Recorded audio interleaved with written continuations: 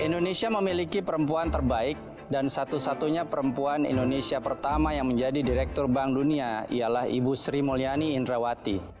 Ia memulai kiprahnya sebagai Menteri Keuangan pada Desember 2005. Sebelum akhirnya beliau melebarkan sayap untuk menjadi Direktur Bank Dunia pada tahun 2010 hingga 2016. Banyak sekali penghargaan yang beliau capai atas semua kebijakannya mengatur laju putar perekonomian. Langsung saja kita sapa perempuan-perempuan terbaik negeri ini. Telah terhubung melalui telekonferensi Menteri Keuangan Republik Indonesia Ibu Sri Mulyani Indrawati dan Wakil Ketua Umum 1 IAEI Ibu Munifah Shanwani yang hadir bersama kita di Metro TV. Assalamualaikum warahmatullahi wabarakatuh, para ibu-ibu yang luar biasa. Terlebih dahulu saya akan bertanya kepada Ibu Sri Mulyani. Ibu, 3 kali berturut-turut mendapatkan penghargaan sebagai Menteri Keuangan of the Year dari Finance Asia, yakni tahun 2017, 2018, 2019. Nah, bagaimana kesan Ibu Sri Mulyani terhadap fenomena yang luar biasa ini, Bu? Assalamualaikum warahmatullahi wabarakatuh, Mas Gunawan dan Munifah, yang saya terima kasih atas waktunya. Karena mungkin kalau kita lihat apa yang disebut title terbaik itu ya, itu yang melakukan adalah institusi lain. Namun mungkin kita sebagai pejabat yang pada satu saat mendapatkan suatu tanggung jawab, saya rasa nilai-nilai kita sebagai manusia ya, baik karena kita beragama dan juga beretika, kita selalu mencoba melakukan yang terbaik untuk masa-masa di mana kita harus menerima dan menjalankan tanggung jawab itu.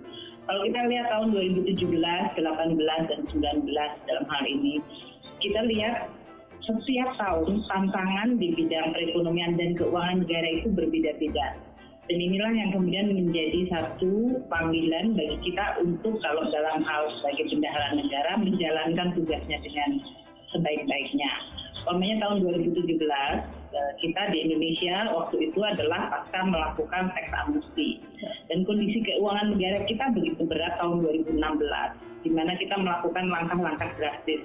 Karena saya waktu itu baru saja diangkat menjadi Menteri Keuangan kembali dan harus melakukan berbagai apa yang disebut penyesuaian yang luar biasa sulit, yaitu mengurangi belanja negara karena penerimaan negara waktu itu tidak mencapai sesuai yang diharapkan.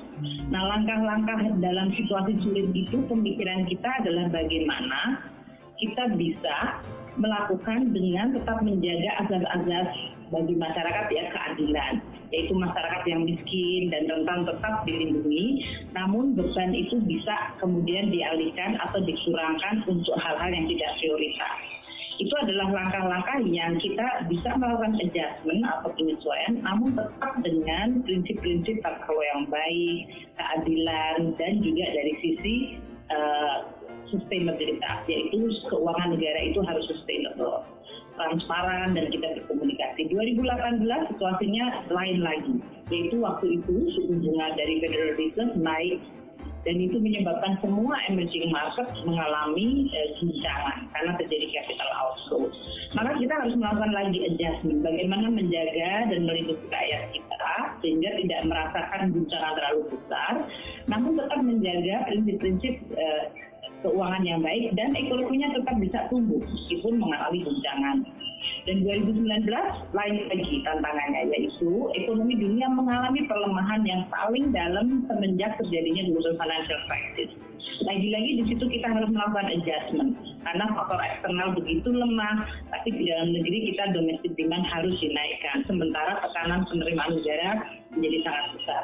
Ini semuanya setiap tahun kelihatannya itu sama, namun sebetulnya punya tantangan-tantangan yang sangat berbeda, dan adjustment inilah yang kita lihat. Mungkin kalau dilihat sebagai terbaik adalah bahwa Indonesia bisa tetap melakukan penyesuaian di mana keuangan negara kita tetap dianggap prudent, namun ekonominya tetap bisa tumbuh sehat, stabilitas terjaga, dan tentu kita berharap dari sisi berbagai indikator seperti kemiskinan turun, pengangguran turun, keseimbangan atau kesimpangan juga mengalami penurunan.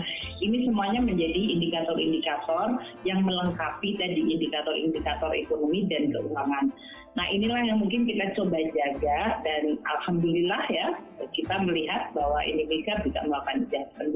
2020 ini akan tantangannya lebih besar lagi. Jadi ceritanya akan lain lagi.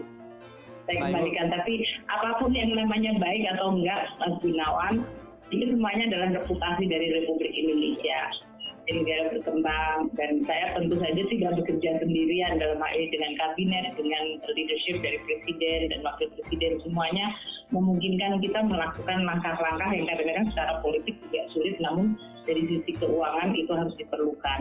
Nah, inilah yang biasanya merupakan suatu komplementaritas yang kita coba optimalkan. Nah, Ibu kan Menteri Keuangan, tapi juga pernah menjadi Direktur Bank Dunia gitu. Kalau menurut Ibu kira-kira mana ini yang lebih menantang? Dua-duanya punya tantangan yang berbeda, tapi temanya sama, Mas Gunawan ya, yaitu bahwa dua-duanya punya mission pembangunan. Yaitu kalau sebagai Menteri Keuangan itu instrumen APBN fiskal sebagai instrumen untuk mencapai tujuan pembangunan atau tujuan negara. Kalau Bank Dunia dalam hal ini resource yang dimiliki oleh shareholder termasuk Indonesia sebagai pemilik Bank Dunia itu menggunakan untuk bisa membantu negara-negara miskin yang ingin meningkat menjadi negara middle income atau bahkan menjadi high income country.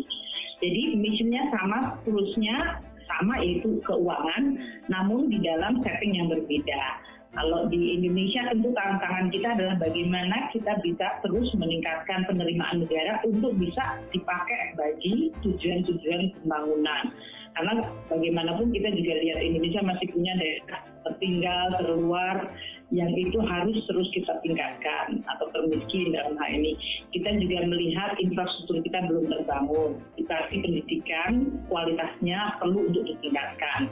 Tingkat kesehatan dan fasilitas kesehatan masih perlu untuk ditingkatkan. Jadi tantangan-tantangan itu kita harus jawab melalui bagaimana keuangan negara bisa menjadi instrumen yang baik. Termasuk tentu saja kita bagaimana menciptakan kesempatan kerja yang baik dan bagaimana rezim dari sisi perpajakan, penerimaan negara dan belanja negara itu benar-benar menunjukkan azas keadilan. Tadi Mas Gunawan mengatakan saya perempuan dan kebetulan dari negara Islam, kita selalu mengatakan value keislaman kita adalah governance, kejujuran, keadilan, dan kita bisa dipercaya. Itu adalah sama benar karakteristik menjadi seorang bendahara yang baik gitu. Nah, inilah yang sekarang sedang dihadapi. Kita ini sedang di tengah pertempuran, Mas Gunawan ya. Jadi COVID-nya sendiri masih harus kita kendalikan. Namun kegiatan ekonomi masyarakat tidak bisa berhenti. Namun tidak bisa kemudian kita royal segalanya dibayar, itu nanti APBN-nya jebol.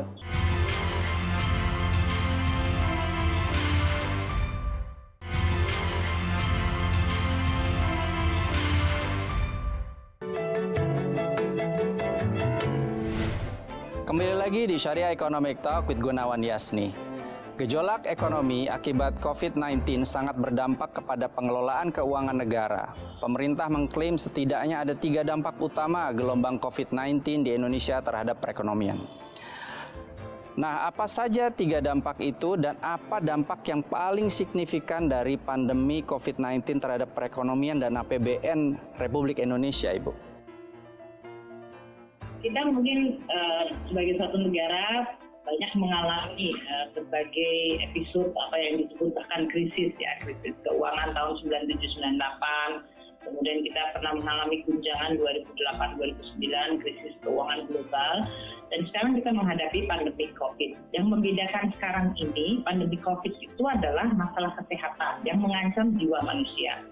Kalau krisis sebelumnya itu sebenarnya di sektor keuangan, yang kemudian melebar ke masalah ekonomi sosial. Kalau ini adalah kesehatan yang melebar ke masalah sosial, ekonomi, keuangan. Nah, jadi ancaman kesehatan itu menjadi utama dan itu mempengaruhi bagaimana negara atau suatu perekonomian meresponsnya. Ada yang melakukan lockdown ketat, ada yang melakukan pembatasan secara terbatas, dan berbagai hal yang kemudian menyebabkan dampak pada kegiatan sosial, ekonomi, keuangan tertekan. Sehingga situasi sekarang ini jauh lebih menantang karena demand side-nya, permintaannya, maupun supply side-nya semuanya terkena, tidak hanya sektor keuangan yang melebar. Karena masyarakat semua terkena, nggak bisa pergi ke sekolah, nggak bisa ke tempat kerja, dan berarti orang nggak bisa jualan. Masyarakat paling kecil langsung terkena, karena sektor informal, mereka yang bekerja harian akan terkena. Oleh karena itu, di dalam situasi seperti ini, memang kita harus mendesainnya dengan betul-betul melihat ini bagaimana dampak dari COVID ini dan bagaimana respon. Tentu pertama adalah prioritas kesehatan. Maka anggaran kesehatan dinaikkan, karena waktu itu tidak ada anggaran untuk COVID, karena kita masuk 2020, tidak ada skenario ada COVID ya. Jadi APBN 2020 ya juga dalam situasi bahkan waktu itu optimis, karena dianggap ekonomi akan recover dari tahun 2019 yang sangat tertekan. Ternyata situasinya sangat berbeda. Nah, adjustment atau berbagai perubahan di bidang keuangan negara itu nggak ada landasan hukumnya, karena memang ini sesuatu yang tidak direncanakan waktu itu. Makanya Presiden sampaikan Perpu nomor 1 tahun 2020 yang kemudian diterima oleh DPR menjadi Undang-Undang nomor 2. Ini yang menjadi landasan kita. Apa yang dilakukan di situ? Penerimaan negara pasti akan turun, karena masyarakat baik individual kalau dia mengalami PHK pasti akan tidak bisa membayar pajak. Korporasi tidak akan bisa membayar pajak karena penjualannya turun, produksinya mungkin berhenti. Sementara dari sisi belanja kita naik sekali. Apakah itu kita sebutkan dari sisi belanja kesehatan, belanja untuk melindungi masyarakat, bansos, masyarakat termiskin, masyarakat kelas menengah yang terkena PHK, yang usahanya kemudian mengalami tekanan, itu semuanya menghadapi situasi sulit dan perlu bantuan dari pemerintah. Dan dari sisi keuangan, itu mengalami guncangan karena panik. Jadi waktu itu capital outflow, nilai tukar kita tertekan, suku bunganya kemudian meningkat. Ini semuanya harus diwaspadai dan dikelola secara sangat hati-hati. Kita nggak boleh ikut panik, kita tetap harus dalam hal itu melihat secara teliti dan kemudian menentukan langkah-langkah secara hati-hati, namun harus tetap efektif. Nah, inilah yang sekarang sedang dihadapi. Kita ini sedang di tengah pertempuran, Mas Gunawan ya. Jadi COVID-nya sendiri masih harus kita kendalikan, namun kegiatan ekonomi masyarakat tidak bisa berhenti karena mereka perlu penghidupan dan juga kondisi ekonomi ini nanti berhubungan dengan kondisi keuangan negara. Maka sekarang ini kita harus mengelola keuangan negara yang permintaan untuk melakukan intervensi luar biasa banyak. Namun kita tetap harus menjaga dalam jangka menengah panjang ini harus tetap sustainable. Makanya kita harus berkomunikasi secara sangat transparan. Walaupun kondisinya sangat dinamis, programnya bisa berubah. Namun tidak bisa kemudian kita royal segalanya dibayar, itu nanti APBN-nya jebol. Jadi kita mencari keseimbangan ini dan semoga ya insya Allah kita akan terus melakukannya dengan sebaik-baiknya, termasuk mendiversifikasikan berbagai hal. Bahkan ya dalam situasi ini ya, seperti kita memberikan bantuan untuk yang non-bank, seperti bank wakaf sukuk, bank wakaf dan juga untuk BMT kita melakukan. Dan kita juga mendiversify instrumen yang tadi saya sampaikan. Ini tujuannya adalah kita tahu ada segmen masyarakat yang sebetulnya masih memiliki resource, tapi mereka tidak melakukan aktivitas. Sementara negara lagi butuh dan masyarakat lain butuh sekali. Nah ini yang kita jembatani dengan berbagai hal yang kita coba lakukan. Dalam situasi ini sebetulnya banyak juga hikmahnya. Dan kita berharap mungkin ya segmen-segmen yang khusus seperti kegiatan industri halal atau sentif yang kolaborasi masyarakat yang merupakan salah satu ciri dari yang disebut peri kemanusiaan yang adil dan beradab. Atau kalau di dalam Islam itu kita minanah kita, itu kita diuji kita. Nah, namun ujian ini bisa kita jawab asal kita terus fokus bahwa kita berikhtiar, tentu kita berdoa, namun kita juga tetap mencari instrumen dan polisi yang tepat untuk bisa menjawab tantangan-tantangan yang memang sifatnya sangat luar biasa atau extraordinary ini, Mas Gunawan. Keren Ibu. Ibu di studio juga ada Wakil Ketua Umum 1 IAEI.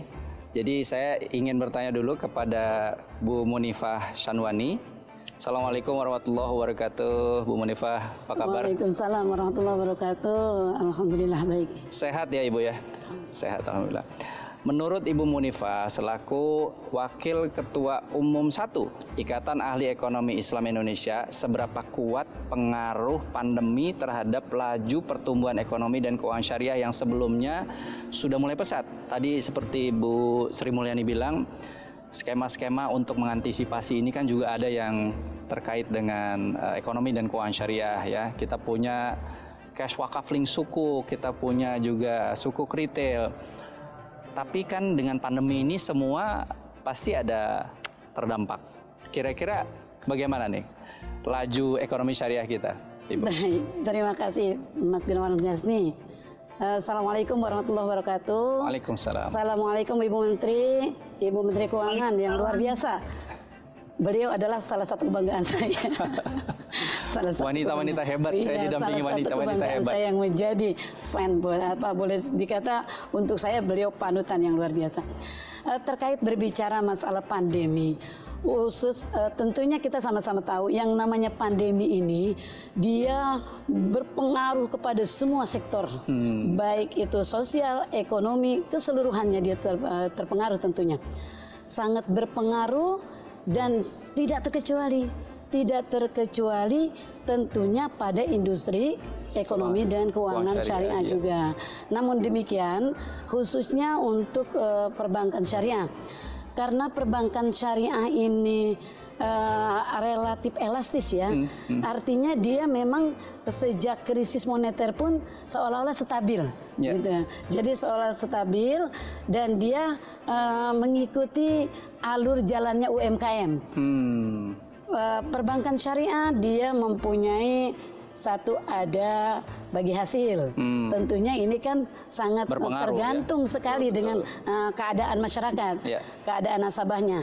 Kemudian juga yang kedua dengan adanya sewa, dengan adanya jual beli. Nah, hal ini yang mungkin bisa membuat mereka sampai saat ini dianggap cukup baik-baik saja. Tidak ada orang, bahkan keimanan kita tidak pernah diuji. Kita pasti akan diuji. Dan itu pertanyaan di dalam Quran pun selalu menunjukkan apakah kamu pikir kamu tidak akan diuji gitu ya.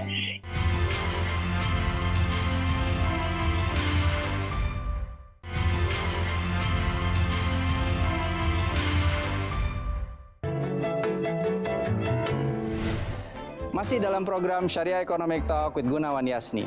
Sudah ada Menteri Keuangan Republik Indonesia Ibu Sri Mulyani Indrawati dan juga Wakil Ketua Umum 1 Ikatan Ahli Ekonomi Islam Indonesia Ibu Munifah Shanwani. Kita lanjutkan perbincangan saya. Saya ke Ibu Sri Mulyani terlebih dahulu. Sekali lagi kita ingin membahas pandemi COVID-19 yang sangat mempengaruhi kebijakan fiskal defisit. Bagaimana Ibu mengatur APBN? Tadi Ibu sudah ceritakan sedikit, ada yang konvensional, kemudian ada yang syariah juga. Dan saya sangat-sangat bangga dengan Ibu Sri Mulyani karena Ibu lah yang memprakarsai di awal tahun 2008 disahkannya, diterbitkannya Undang-Undang Surat Berharga Syariah Negara. Nah, ini kaitannya bisa dibawa kemana nih Bu dengan adanya pandemi COVID-19? Karena saya selalu beranggapan bahwa yang namanya pandemi ini bukan musibah. Ini adalah muhasabah buat kita semua agar kita bisa lebih antisipatif ke depannya. Ya, Mas Gunawan benar ya, kalau kita menyikapi suatu hal itu selalu dengan pemikiran positif, paling tidak kita punya seluruh energi dan juga keyakinan untuk bisa mengatasi sehingga kita akan menjadi manusia yang lebih baik. Itu kan tujuan. Selalu tidak ada orang, bahkan keimanan kita tidak pernah diuji. Kita pasti akan diuji. Dan itu pertanyaan di dalam Quran pun selalu menunjukkan apakah kamu pikir kamu tidak akan diuji gitu ya. Jadi dalam hal ini sikap kita di dalam menyikapi suatu ujian itu juga sangat menentukan bagaimana kita menjalani proses. Nah, seperti saya sebutkan tadi, pandemi COVID itu mempengaruhi seluruh sendi kehidupan manusia. Karena berbeda krisis ekonomi sebelumnya yang mulainya dan fokusnya di sektor keuangan, sehingga kita mungkin hanya berpikir bagaimana memperbaiki sektor keuangan itu, maka kemudian yang lain akan normal. Ini adalah masalah kesehatan. Jadi upaya di bidang kesehatan menjadi sangat penting. Nah, instrumen yang kita gunakan dari sisi keuangan negara adalah membantu. Seperti berbagai macam research yang kita lakukan untuk bisa ikut menemukan dari mulai ventilator, waktu itu kita bicara tentang PCR reagen untuk membantu, dan kemudian sekarang dan kita bisa menemukan vaksin. Ini semua kolaborasi secara internasional maupun di dalam negeri. Kita dukung sepenuhnya melalui keuangan negara. Hal-hal seperti ini sebenarnya bisa dipikirkan mengenai segmen instrumen keuangan negaranya, yang tadi saya sebutkan bisa antara konvensional dengan yang sifatnya adalah syariah. Kita juga melakukan bagaimana dalam situasi di mana kita mengalami disrupsi besar. Kemarin sempat semua proyek-proyek ini kita tahan dulu karena kita ingin fokusnya adalah pada penanganan COVID. Tapi kemudian kita lihat tadi kuartal kedua kita mengalami kontraksi 5,3. Cukup dalam untuk Indonesia. Namun negara lain lebih dalam. Namun kita harus pulih kembali nih. Nah, oleh memulihkannya ini kita akan mengaktifkan berbagai proyek-proyek lagi. Nah, salah satu proyek-proyek ini tentu adalah sesuatu aktivitas yang paling mudah dijadikan segmen untuk syariah base. Karena proses financing suku itu adalah apakah itu membangun jembatan, apakah itu membangun jalan. Kenapa kita perlu mendiversifikasi yang konvensional syariah base? Karena investornya ada yang sama, ada yang sifatnya spesifik. Nah, yang spesifik inilah yang harus kita manfaatkan untuk mendapatkan apa yang disebut investment base kita yang loyal, namun dia juga memiliki keyakinan terhadap tata kelola serta rate of return yang mereka inginkan. Nah, ini yang harus kita terus jaga. Di dunia internasional juga sama. Indonesia termasuk yang mengeluarkan surat berharga syariah dalam US denominasi US dollar. Dan kita sudah memiliki reputasi yang cukup established. Kita termasuk yang terbesar. Ini kita selalu ditunggu. Sekarang bahkan kita mengkombinasikan sukuk ini dengan green. Dan ini semuanya adalah bicara sama seperti kalau kita percaya bahwa ini adalah sukuk alam, ini harus kita jaga. Kita diminta untuk di dalam berbagai ayat selalu harus melihat dan belajar, maka kamu akan memahami. Nah, ini berarti alam ini harus kita pelihara karena ini merupakan tempat kolam kita belajar. Nah, sustainability menjadi penting. Nah, instrumen seperti ini mengkombinasikan antara kepedulian kita terhadap alam dengan keyakinan kita untuk bisa membuat instrumen yang sesuai dengan keinginan investor dan tadi Islam itu sangat baik. Karena bisa menciptakan diversifikasi. Saya tadi ingin menambahkan yang disampaikan oleh Bu Munifah. Tekanan ini terjadi di banyak hal. Jadi yang transaksi berdasarkan syariah tadi, apakah disebutnya jual beli, sewa menyewa, ya dalam hal ini itu semuanya pasti akan terkena juga. Kita berharap kegiatan ekonomi Islam bisa didiversify sehingga kita tidak seperti menaruh telur di dalam satu keranjang. Begitu dia kena, dia akan terkena semuanya. Nah, oleh itu diversifikasi instrumen dari sisi investasi untuk umat Islam yang menginginkan itu, kita bertanggung jawab untuk meningkatkan. Makanya kita mulai membuat seperti kayak wakaf tadi, yang cukup base, yang kemudian dia bisa mengkombinasikan antara charity atau social dengan investment juga. Dengan investasi. Hal-hal seperti inilah yang harus kita terus kembangkan, karena segmen dari masyarakat kita yang mengharapkan itu juga cukup banyak. Namun peraturan tata kelolanya dan bagaimana kita mengedukasi sosialisasi ini sehingga mereka bisa membuat keputusan yang kombinasi antara keyakinan tapi dengan pemikiran rasional. Dan saya selalu khawatirkan masyarakat kalau disentuh dari sisi keagamaan atau nilai-nilai keislaman, mereka kemudian tidak berpikir kritis terus bisa ditipu. Makanya kan banyak beberapa yang kemudian menggunakan instrumen yang dibungkus seperti yang syariah, namun kemudian ternyata tata kelolanya itu orang-orangnya sering juga berbuat tidak baik. Nah, hal seperti ini harus kita jaga karena masyarakat kita ini lagi berkembang minat untuk investasinya dan mereka harus terhadap berbagai pilihan investasi yang baik. Menurut saya kita ya dalam Ikatan Ahli Ekonomi Islam kita harus mampu untuk terus mengedukasikan itu kepada masyarakat bahwa Anda bisa memilih instrumen yang sesuai dengan keyakinan Anda, tapi tetap harus ada kehati-hatian, harus ada transparansi, harus ada akuntabilitas. Karena bagaimanapun juga, ya siapa saja bisa saja sangat digoda terhadap uang atau terhadap investasi. Nah, kita harus bertanggung jawab untuk menjaga kepercayaan tadi yang saya sebutkan.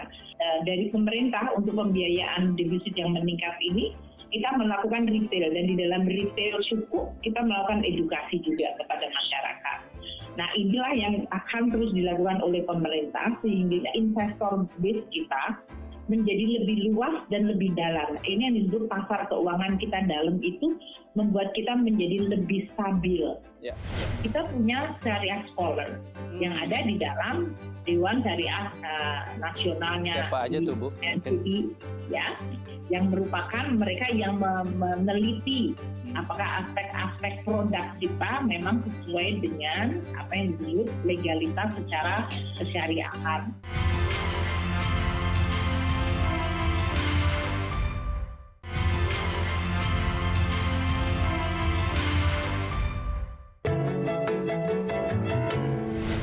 Pemirsa, masih dalam Syariah Economic Talk with Gunawan Yasni.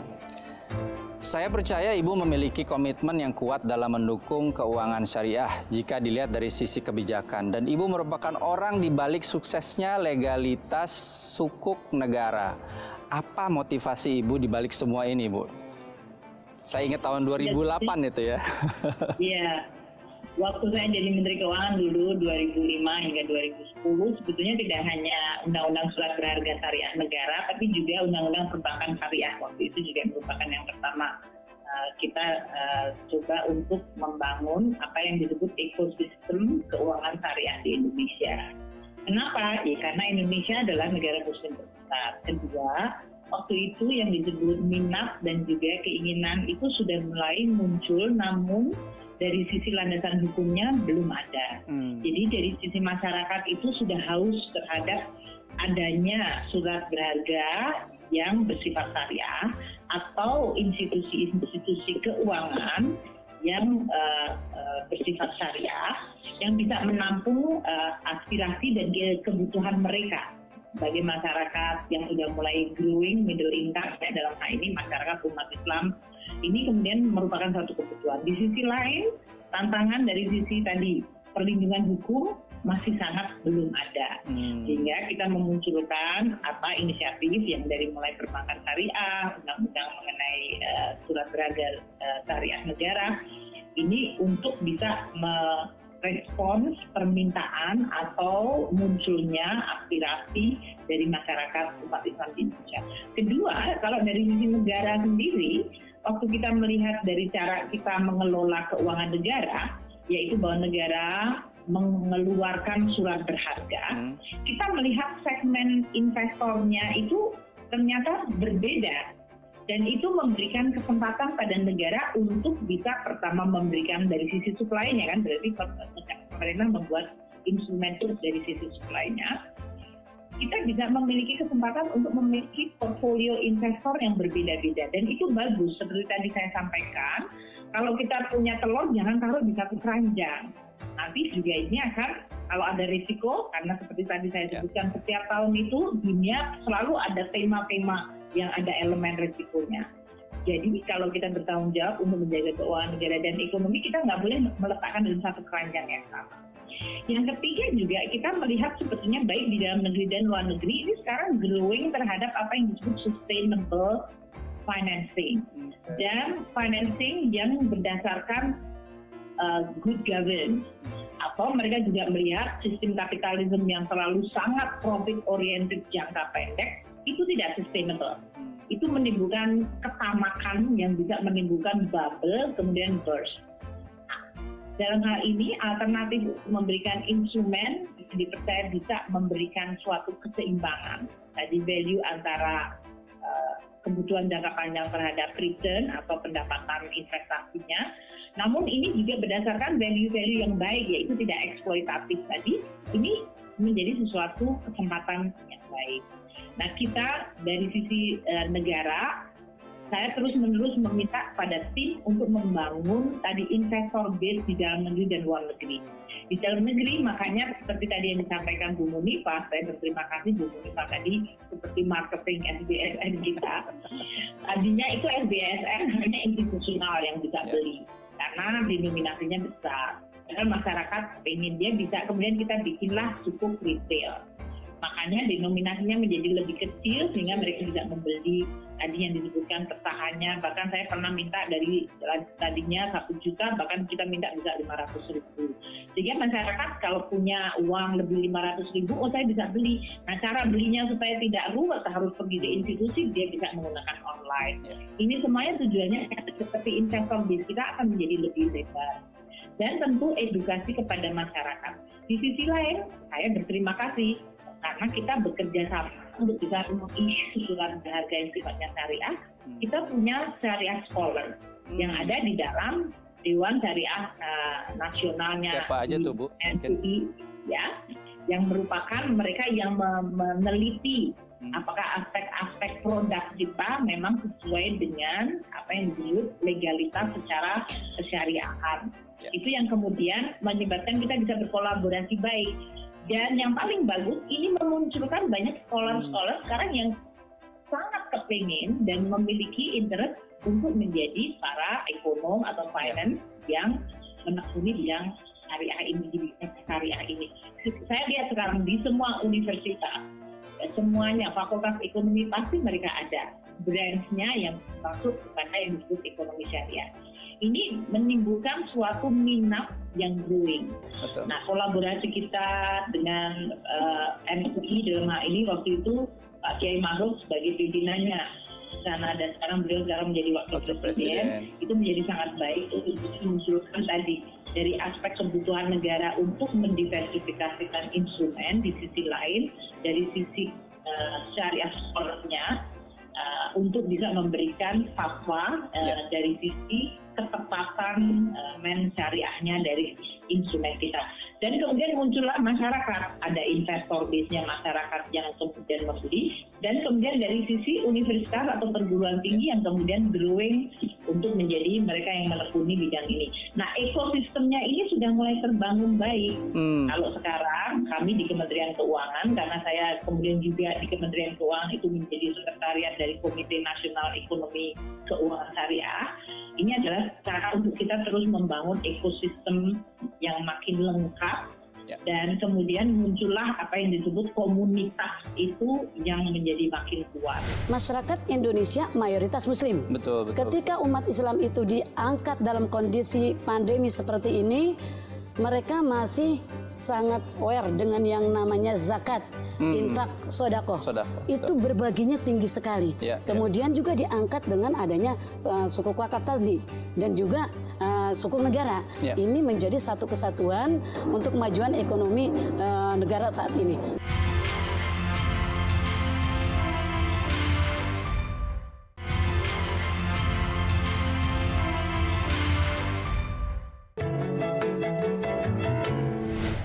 Bu Munifah, ini tadi yang dijelaskan oleh Bu Sri Mulyani itu luar biasa. Suku kita ada sekitar puluhan penghargaan setelah lebih dari 1 dekade sukuk negara tentunya. Nah, menurut Bu Munifah nih ya, apakah sukuk negara itu adalah salah satu faktor penentu kebangkitan perekonomian khususnya ekonomi syariah di Indonesia? Karena kita udah number 1 sekarang sebagai penerbit sukuk negara. Betul sekali. Tentunya di samping yang lain-lainnya juga ya, karena kembali lagi kepada industri ekonomi keuangan syariah ini tidak hanya sukuk. Betul. Tetapi sukuk ini menjadi satu instrumen yang luar biasa, yang ini memang menjadi sangat penting. Baik dia ada di perbankan maupun tadi disampaikan juga oleh Bu Menkeu terkait dengan ada sukuk wakaf. Nah, juga ini menjadi hal yang penting untuk umat Islam saat ini. Jadi dengan adanya kita ingin Indonesia menjadi pusat ekonomi dunia, maka sangat tidak berlebihan jika kita berbicara bahwa pondasi utama dan juga instrumen utama ini merupakan sukuk merupakan boleh dikata sebagai pilar yang utama untuk meningkatkan pembangunan ekonomi negara kita, terutama dengan mayoritas negeri ini Muslim. Saya rasa jika ini menjadi instrumen yang sangat penting, demikian. Karena apa? Karena sukuk wakaf diangkat. Ini akan tersentuh yang namanya masyarakat umat Islam di Indonesia. Masyarakat Indonesia mayoritas Muslim. Betul. Ketika umat Islam itu diangkat dalam kondisi pandemi seperti ini, mereka masih sangat aware dengan yang namanya zakat, infak, sodakoh. Itu berbaginya tinggi sekali. Kemudian juga diangkat dengan adanya sukuk wakaf tadi dan juga sukuk negara. Ini menjadi satu kesatuan untuk dijadikan sebagai tiang lah, sebagai tiang pancang boleh dikata untuk kemajuan ekonomi negara saat ini. Mungkin kurang lebih seperti itu. Terima kasih banyak Ibu Sri Mulyani Indrawati dengan Ibu Munifah Shanwani. Saya ingin memberikan satu kesimpulan yang luar biasa pada episode kali ini. Negara Indonesia sudah begitu mendunia dengan sukuk negaranya. Bahkan kita menjadi penerbit sukuk negara dalam denominasi valuta asing, yaitu US dollar yang terbesar di dunia. Mungkin tidak banyak pemirsa Syariah Economic Talk yang mengetahui tentang hal ini.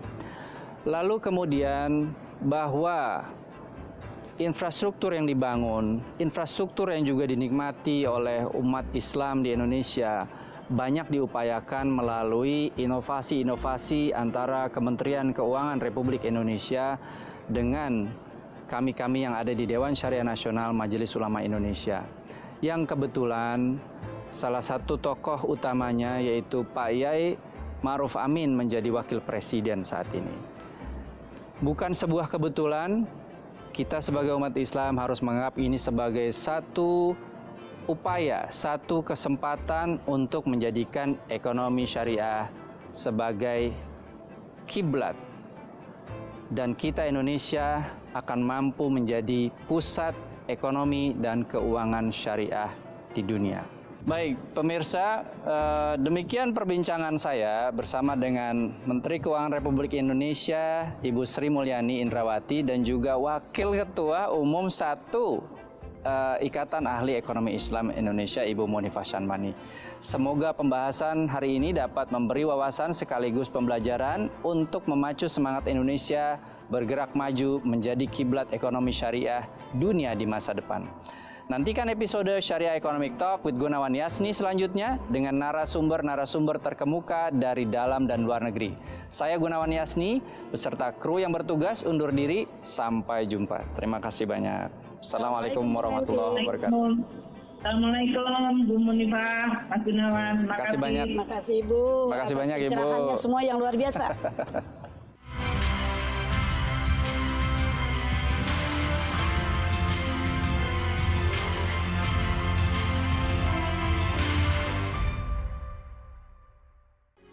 Metro TV